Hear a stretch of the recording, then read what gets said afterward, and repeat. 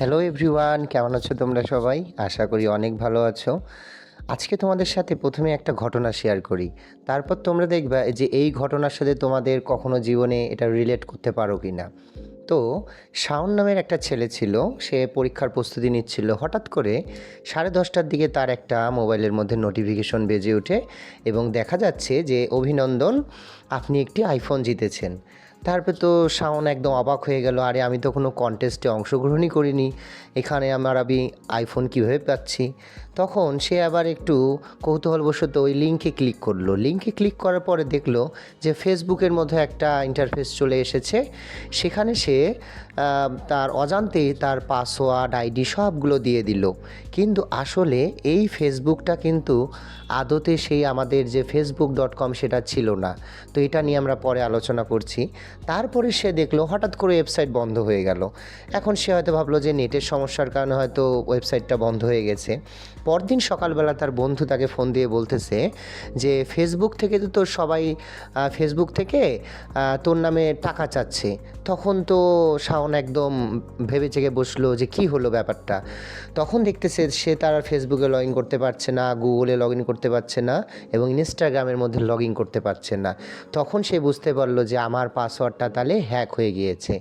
তাহলে বন্ধুরা, আজকে আমরা দেখব যে পাসওয়ার্ড কি সত্যি হ্যাক হয়, নাকি আমরা অজান্তেই আমাদের পাসওয়ার্ড অন্য কারো হাতে তুলে দেই। তাহলে বন্ধুরা, আমরা এখন দেখব পাসওয়ার্ড হ্যাক হয় কিভাবে এবং এখান থেকে আমাদের নিরাপদ থাকার কৌশলগুলো কী কী। প্রথমে আসতেছে ফিশিং লিঙ্ক। এই ফিশিং লিঙ্কটা কী জিনিস? ফিশিং লিঙ্কটা হচ্ছে একটা মাছের টোপের মতো।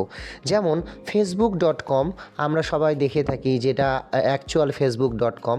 তুমি যদি সেই লিঙ্কে ক্লিক করে ঢুকে থাকো তখন কোনো প্রবলেম নেই, কিন্তু সেই facebook.com এর পরে facebook.com BDIN নানান ধরনের যদি ডোমেইন নেম থাকে, তখন যদি তুমি সেখানে ক্লিক করো তখন কিন্তু তুমি হ্যাকিংয়ের শিকার হচ্ছ। তখন এই কাজটা যদি তুমি করে থাকো, তুমি ফেসবুকের আদলেই একটা ওয়েবসাইট দেখতে পাচ্ছ, তোমার ফেসবুকের আইডি পাসওয়ার্ড সব দিয়ে দিলা, তাহলে এটা কার কাছে যাচ্ছে? এটা কিন্তু আসল ফেসবুকের কাছে যাচ্ছে না, এটা চলে গেল সেই হ্যাকারের হাতে। তাহলে আমাদের সমাধানটা কি হতে পারে? সমাধানের জন্য আমরা কি করব? ইউআরএল অবশ্যই চেক করব। ইউআরএল কি? যেমন facebook.com, এই ইউআরএলটাকে আমাদেরকে ভালো মতো চেক করে দেখে নিতে হবে যে ডোমেইন নেম যে ফেসবুকের পরে .com আছে নাকি ইন আছে নাকি বিডি আছে, এটা আমাকে চেক করে নিতে হবে। তারপরে আসি দুর্বল পাসওয়ার্ড। দুর্বল পাসওয়ার্ড আমি কখনোই ব্যবহার করব না। অনেকে আছে তোমরা মোবাইল ফোন নাম্বারটাই শুধু ব্যবহার করো, এগুলোর ক্ষেত্রে হ্যাক হওয়ার পসিবিলিটিটা অনেক বেড়ে যায়। তো কখনোই তুমি 1 2 3 4 5 6 কিংবা পাসওয়ার্ড এরকম ছোট ছোট নামে কখনোই পাসওয়ার্ড দেওয়া যাবে না।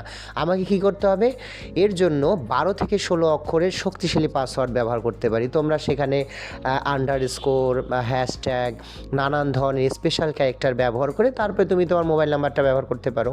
এরপরে আসলো একই পাসওয়ার্ড সব জায়গায় ব্যবহার করা যাবে না। ধরো তোমার ইনস্টাগ্রাম রয়েছে, তোমার ফেসবুক রয়েছে, তোমার ইমেল রয়েছে, তুমি প্রত্যেকটা জায়গায় কি করবা? আলাদা আলাদা পাসওয়ার্ড তৈরি করবা। এরপরে আসলো অনিরাপদ ওয়াইফাই। অনিরাপদ ওয়াইফাইটা কি? আমরা অনেক সময় পাবলিক কিছু ওয়াইফাই রয়েছে সেগুলো ব্যবহার করি, এর ক্ষেত্রে আমাদের অ্যাকাউন্ট হ্যাক হয়ে যাওয়ার পসিবিলিটি অনেক বেড়ে যায়। এই জন্য কী করবা? গুরুত্বপূর্ণ কাজে কখনো লগ ইন করার সময় অবশ্যই তুমি পাবলিক ওয়াইফাইটা ব্যবহার করা থেকে বিরত থাকবা। এরপরে আসলো ওটিপি শেয়ার করা। ওটিপি আমরা সবাই জানি ওয়ান টাইম পাসওয়ার্ড যেটাকে বলা হয়, সেটা 6 ডিজিটের হয়ে থাকে। এই ওটিপি কিন্তু তোমার কাছে কেউ কখনো চাবে না। তোমরা হয়তো খেয়াল করবে যে অনেক সময় বিকাশ থেকে ফোন দিয়ে বলে, ভাইয়া আপনার ওটিপিটা একটু দিন, না হলে আপনার বিকাশ এখন বন্ধ হয়ে যাবে। এরা সবাই ফ্রড। তো এই কারণে তোমার ওটিপি মনে রাখবা, তোমার কাছে ওটিপি কেউ কখনো কোনো কোম্পানি চাবে না। এই জন্য ওটিপি কখনো কারোর সাথে শেয়ার করবে না। এরপরে হচ্ছে অতিরিক্ত অ্যাপ পারমিশন। কিছু কিছু অ্যাপস তুমি যখন ইনস্টল করবা তখন দেখবে সেখানে অ্যালো টু অল এরকম মানে দিতে হয়, যেমন কন্ট্যাক্ট, তারপরে তোমার হচ্ছে ক্যামেরা, মাইক্রোফোন, এই সব ধরনের অ্যাক্সেস তুমি দিয়ে দিবে না। এর ফলে হয় কি, তোমার পারমিশন দিয়ে দেওয়ার ফলে তারা সব কিছু অ্যাক্সেস করতে পারে। ঠিক আছে। এরপরে আসলো 2 ফ্যাক্টর অথেন্টিফিকেশন। এটা কি? 2FA যেটাকে শর্ট ফর্ম বলা হয়। তোমার কাছে তুমি একটা মোবাইল নাম্বার যদি সেখানে দিয়ে দেওয়া থাকে, হ্যাকার যদি কখনো সেটা হ্যাকও করে, তোমার কাছে কিন্তু একটা মেসেজ আসবে যেটাকে ওটিপি বলা হয়। এজন্য সবসময় টু ফ্যাক্টরটাকে তোমাকে ব্যবহার করতে হবে। তোমার সব গুরুত্বপূর্ণ অ্যাকাউন্টের মধ্যে টু ফ্যাক্টরটা অবশ্যই ওপেন করে দিবা।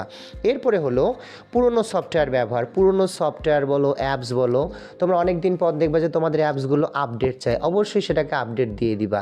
এর ফলে তোমার কি হবে, নিয়মিত আপডেট করলে তোমার হ্যাকারদের কাছ থেকে তুমি রক্ষা পেতে পারো। তাহলে আমরা কি করব, সবসময় আমাদের সফটওয়্যার, ব্রাউজার এগুলোকে আপডেট করব। সন্দেহজনক ইমেল বা মেসেজ থেকে বিরত থাকা। হঠাৎ করে তোমার, যেমন আমরা সায়নের গল্পে শুনলাম একটু আগে, যে ঘটনা তোমাদের সাথে শেয়ার করলাম, সে একটা ফিশিং লিঙ্কে ক্লিক করে ফেলছে, কিংবা তোমার ইমেলের মধ্যে একটা লটারির অ্যামাউন্ট এসে গেছে, তোমাকে বলছে ক্লিক করো। কখনোই তুমি এই সব লিঙ্কের মধ্যে যাচাই না করে ক্লিক করবা না।